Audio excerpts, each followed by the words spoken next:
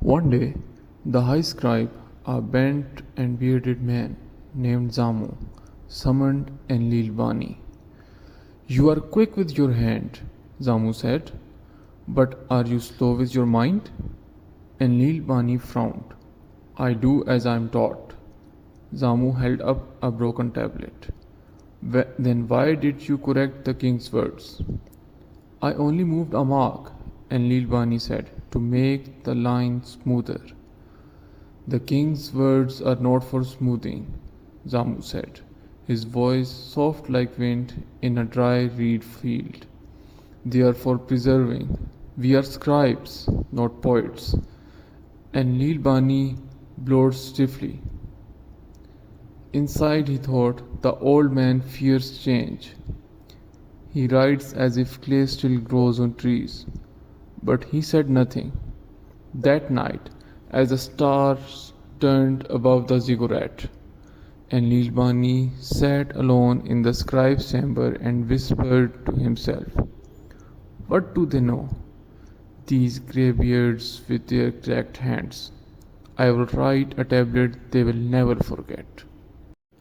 And so he began to write, not a letter or a list, but a story, one of his own making. A tale of a river spirit, of a mighty storm, and of a city drowned by pride. The words came like rain, and he pressed them into a tablet as large as a goat's flank. At the end, he carved a seal he had made himself, his own symbol, not the official seal of the House of Tablets. He placed the tablet at the top of the shelf where the king's edict rested. When Zamu found it next morning, he said nothing.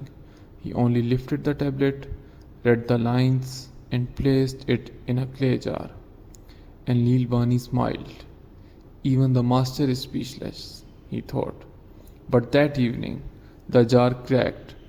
Water from the storage trough had leaked through the wall. It soaked the bottom shelves, and the great tablet dissolved like bread in broth. Zamu found the mess. The seal was still floating in the jar. Though the tablet was lost, he called Enlil Bani. "The river has taken your tale," Zamu said. "Perhaps it was meant to be washed away." Enlil Bani stared at the ruined clay. "It was only water," he said bitterly. "My words were strong."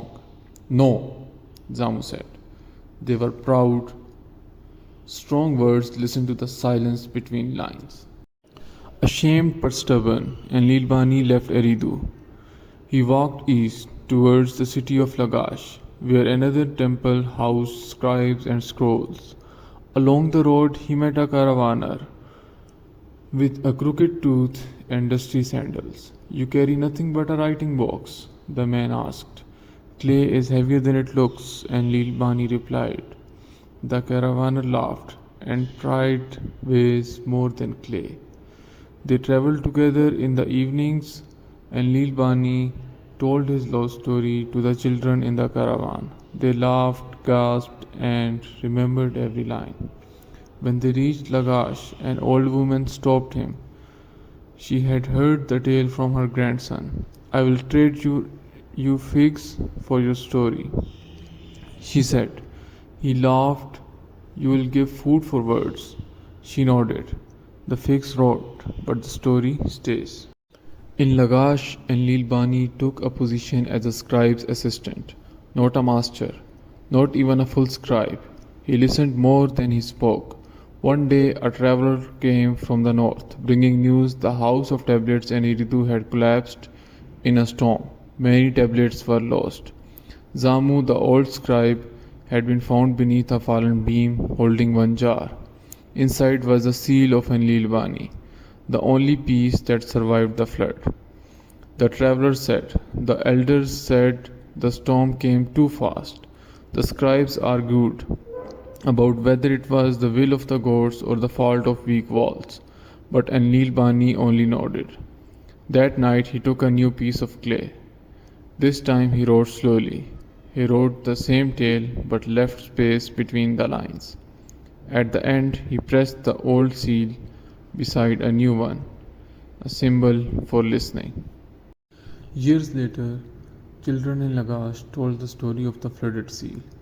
They did not know Enlil Bani's name. They only said it was written by a boy who once thought his words were wiser than the river. And when young scribes asked their teacher how to write truthfully, the teachers would say, "Let your words float like a reed. Let your pride sink like a stone."